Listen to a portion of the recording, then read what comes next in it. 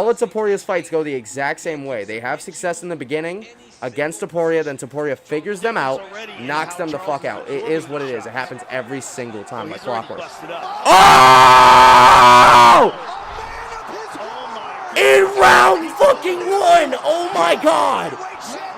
Oh my god! What's up, y'all? I'm back, and I think I'm ready to finally accept it. Ilia Topuria is the GOAT of MMA, at least currently. For those of you who somehow missed it, Ilia Topuria bodied Charles Olivera in the first round of their fight, which, by the way, he predicted would happen exactly when it did, in the middle of round 1. You called this.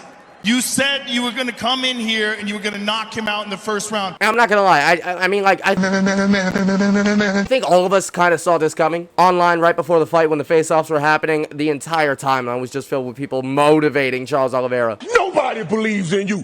What are you prepared to do about it? Don't let no one come into your house, take your meal, do what you need to do today. I'm not nervous. I'm just telling you. Hoping and praying that he could channel everybody's energy into one giant unibomb of like a left hand. I was streaming my reactions to the fights as they were going on, and my opinion was that Charles was going to have to use his submission game very early on and try to get something quick, which he was trying, but eventually Topuria figures you out, times you, and knocks you the fuck out. And that's exactly what happened. And Topuria is so cold that in the face-off, when he was talking to Charles Olivera, he was saying, "I'm sorry, I didn't want it to be you." The original plan was for it to be Ilia Topuria versus Islam Makhachev, but Makhachev is currently chasing JDM right now up at welterweight. But if you ask me, fuck that fight, yo. Give us Topuria versus Makhachev, yo. The matchmakers gotta put their foot down on this one. Topuria, in his post-fight speech, called out Paddy Pimblett, who was in the crowd. As you all know, Topuria and Paddy have had their back-and-forth little beef that's been going on. Fighting each other in hotel lobbies, going at it at press conferences. But it actually looks like the fight is going to happen for the lightweight strap. Or at least there's a very strong chance of it. I'm very interested for that fight specifically. Number one, because Topuria said he was going to drop his balls on Paddy's forehead. I'm gonna put my balls in your forehead. Put that with tahini and hummus, eat that to the face, you are. But also the size difference between the two, it makes it an interesting matchup for me. But then we also got to worry about Gaethje. Justin Gaethje's been kind of sitting on the sidelines waiting for his title shot that he rightfully does deserve. But it doesn't look like the UFC or Topuria are going to go for a Gaethje versus Topuria fight. Me personally, I would love to see that. So I don't know what's going to be going on with Justin Gaethje, who exactly Topuria is going to fight next for the lightweight championship. I'll tell you who's not fighting Topuria or anybody ever again. Conor McGregor. Conor McGregor wanted to weigh in on Topuria's win and kind of throw subs and shit, being the dickhead that he is. He's so insecure. But as of recently, he also posted some training footage of him, you know, hitting pads, you know, shadowboxing, stuff like that. And Jesus Christ, is it just... It's honestly sad to watch. Someone who was like arguably put up as like the GOAT of like human movement. Conor McGregor used to flow so perfectly. And then when you look at his recent training footage, it's actually like, it hurts me. It hurts my soul to see that. In other news, Jon Jones very quietly retired from the sport, and Dana White very quietly announced it, while also quietly announcing that Tom Aspinall is officially the undisputed world champion. If you ask me, his previous title defense and his, you know, stats of carrying the interim title and defending it twice, if you ask me, everything that's going on with Aspinall's current interim championship run should just be added onto his undisputed run, and that should be counted as one title reign. He defended it twice and has been holding it for God knows how long. I made that one video about Tyson Fury's bum mentality, and I'm probably gonna have to make a second one about Jon Jones. On the realest of levels, Dana White should feel genuinely embarrassed by the entire Tom Aspinall-Jon Jones situation. Same with Conor McGregor. I genuinely don't understand how that man has no shame. Anyway, this is just my quick take on the fight. I wanted to, you know, give a quick update. This is the first card I've actually watched of 2025. I could not miss this for the world. And I'm not gonna lie, the card was violent as hell.